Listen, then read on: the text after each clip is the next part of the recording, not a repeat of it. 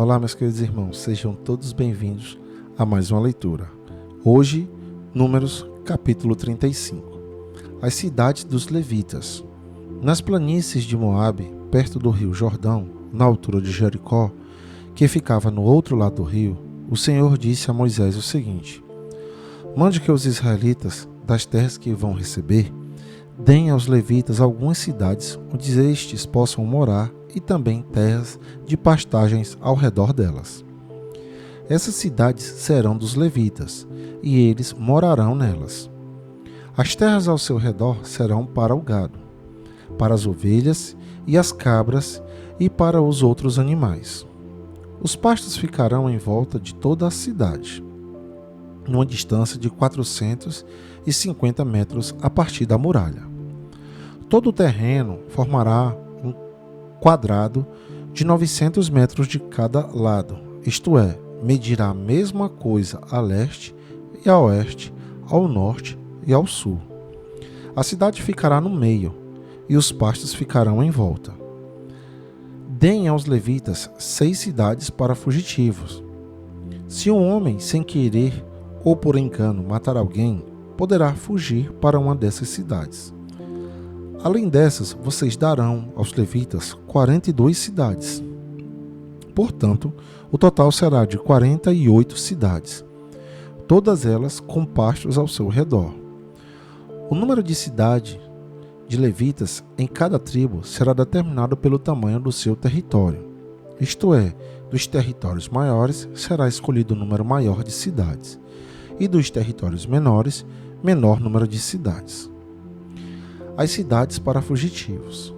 O Senhor Deus mandou que Moisés dissesse ao povo de Israel o seguinte: quando vocês atravessarem o rio Jordão para entrar em Canaã, deverão escolher algumas cidades para fugitivos, onde poderão ficar morando qualquer homem que, sem querer ou por engano, tenha matado alguém.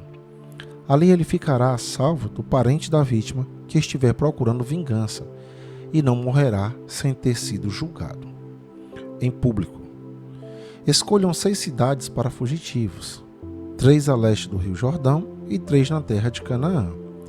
Essas 6 cidades serão de refúgio, tanto para os israelitas como para os estrangeiros que moram com vocês. Seja só por algum tempo, seja para sempre. Quem tiver matado alguém sem querer ou por engano, poderá ficar refugiado ali. Se um homem ferir uma pessoa com um objeto de ferro, ou com uma pedra, ou com um pau, e causar a morte dessa pessoa, ele é culpado pelo crime e será condenado à morte. Quando o parente mais chegado do morto encontrar o assassino, deverá matá-lo.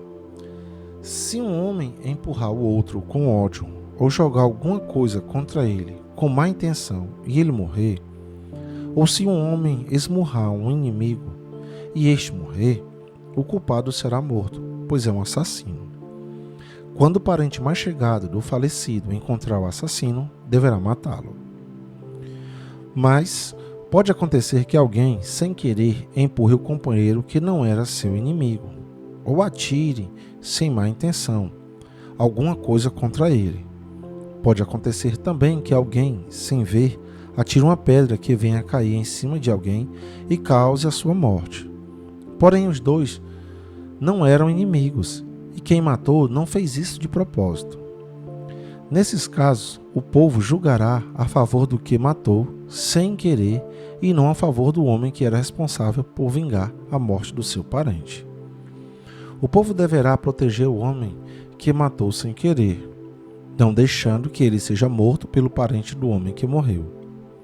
O povo o fará voltar à cidade de refúgio para onde havia fugido, e ali o assassino ficará até a morte do grande sacerdote, que foi ungido com azeite sagrado. Mas, se em qualquer tempo o homem que matou alguém sair da cidade de refúgio para onde havia fugido, e o responsável por vingar a morte do seu parente o encontrar, ele poderá matá-lo e não será culpado por essa morte. O homem que matou alguém deverá ficar na sua cidade de refúgio até a morte do grande sacerdote, mas depois poderá voltar para a sua casa.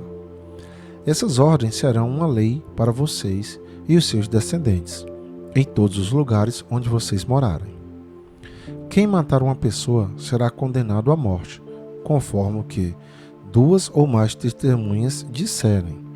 Uma testemunha só não basta para condenar alguém à morte.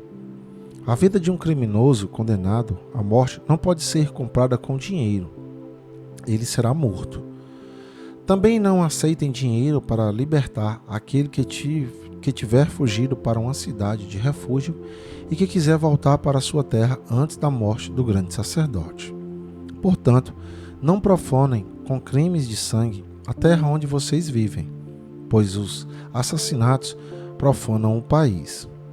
E a única maneira de se fazer a cerimônia de purificação da terra onde alguém foi morto é pela morte do assassino. Não tornem impura a terra onde vocês vão morar, pois eu também estou no meio dela. Eu, o Senhor, vivo no meio dos israelitas. E aqui, meus amados irmãos, ficamos com mais uma leitura. Que a paz do Senhor esteja com todos vocês e até o nosso próximo encontro.